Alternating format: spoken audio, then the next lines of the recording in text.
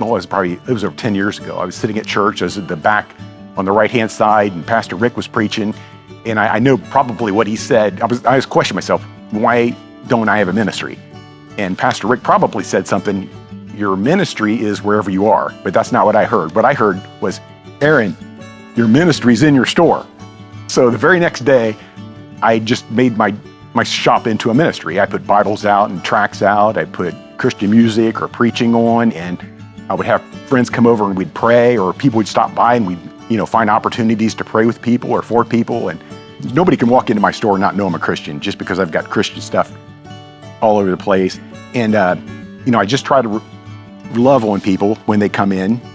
But it seems like the biggest ministry I have is encouraging other Christians. Like other Christians will come in and know that it's a Christian business, and they're encouraged the fact that I'm open with my faith here in the store.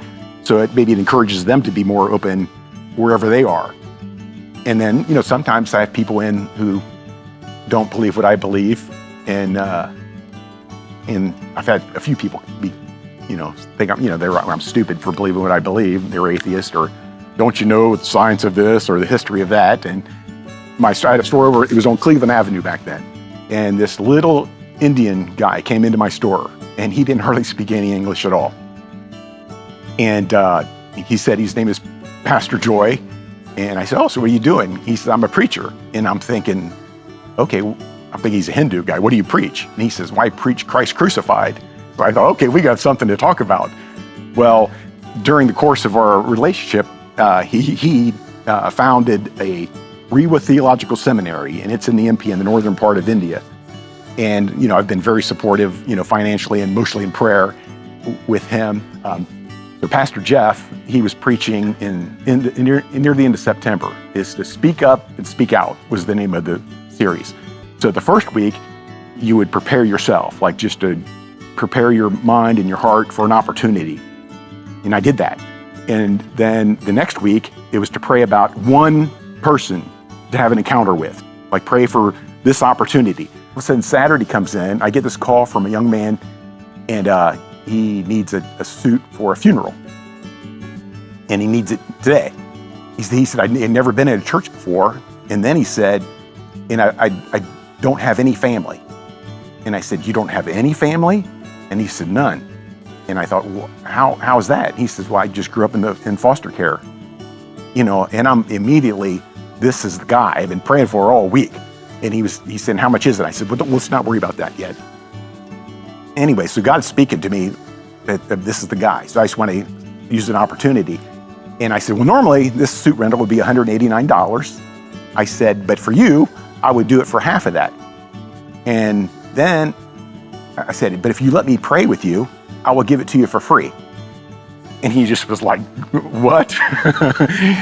But anyway, so right there at the counter, we're praying, and we're just praying that God, we don't understand why people get taken, that it's not our business. No, we're not guaranteed another minute on earth. And that God can use this for something. And I prayed that God would use him to bring comfort to his friend who lost his father, and that God would draw them all to him, not only in faith or maybe some comfort, but also to saving faith, that they might come to know Jesus as Lord. And then we prayed for a while, and afterwards, I could tell he was feeling the Holy Spirit there. And we concluded, and I told him, I said, well, if you ever want to go to church, or if you ever want something to pray with, you know where I am. So my thought is I want to be like Jesus. So I just want to love people. So when I love people, I want them to know that it's a Jesus thing. So if they're in my store, they know it's a Jesus thing because they got Jesus stuff around here. So they know that's where it's coming from. So if I do it out in public, I'm nice to somebody like a Trader Joe's, like the clerk, if they buy me stuff. Sometimes I'll buy them a $10 gift card. And they say, well, that was nice. And I just say, that's a Jesus thing. So that's all. So if you're nice to people and you're loving to people, and you give Jesus says, you give a glass of cold water to someone in my name. In my name is the thing, because it's easy to be nice to people, but being a nice guy doesn't get you anywhere in eternity. Being nice doesn't get you to heaven, and it won't get them to heaven, it won't get you to heaven, but Jesus will get you to heaven. So I just am as kind as I possibly can to people and just constantly think, at least point to Jesus.